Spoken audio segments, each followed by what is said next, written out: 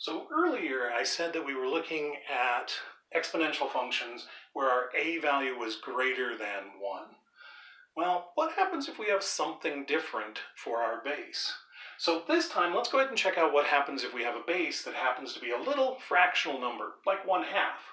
Once again, in order to see what's happening on this one, I want to create an XY table, allow that to help me create some points, and then once I have those points, I'll see what's happening in terms of the graph. So, okay, x value of 3, that means we're going to have 1/2 to the third value. That means we're going to have 1/2 times 1/2 times 1/2. That's going to be 1/8. So we have the point 3, 1/8, way down there. 2.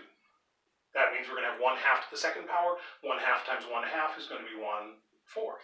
2 1/4 is going to be just a little bit higher. What happens when we have a power of 1? That's simply going to be 1/2. So we're going to have 1/1/2 sitting there. So I'm going to label that one 1, 1/2. 0. Well, again, pretty much anybody, except for 0, to the 0 power is 1. So we have the point 0, 1. And I'm going to label that as well, 0, 1. -1. Well, again, we have to think about those rules of exponents. So remember that negative exponents move things. So right now, I have a positive 2 down there in the denominator. That 2 in the denominator is going to be moved into the numerator by this -1 power. So we're going to have 2 to the positive 1 power in the numerator.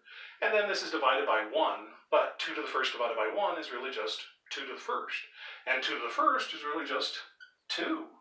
So when I have an x value of -1, 1/2 to the -1 is a nice number, a nice integer value, 2. So we have -1, 2 as our point. I'm going to go ahead and plot that and then label it. -1, 2. Well, let's keep going.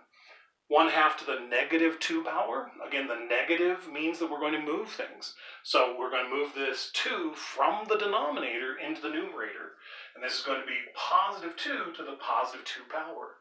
So 2 to the positive 2 power, that's going to be 4. And -2, 4 is going to be up here.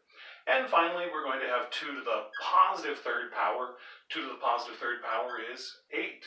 So -3, 8 is right there. Well, if I look at all these pieces and parts then, notice how this graph behaves.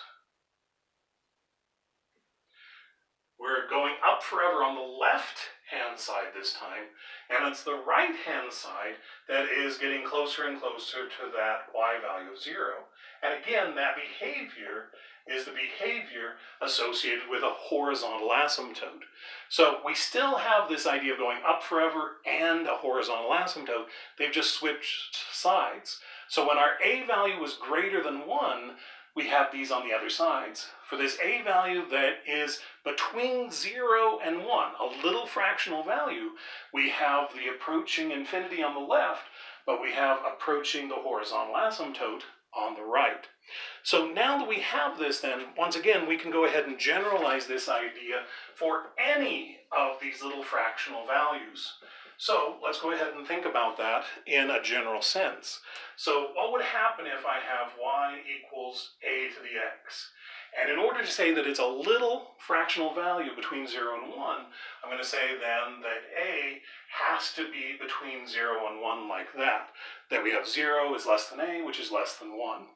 So what did we see? Well, we had then a function that was going downhill, which means that we have a function that's decreasing from left to right.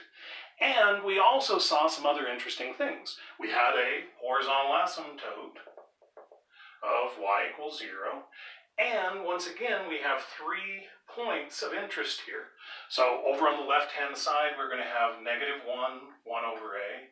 And then over here, we have 0, 1. And finally, we would have 1, a. So once again, as you look at the handout, you're going to see that I've given you 6 interesting things about this graph.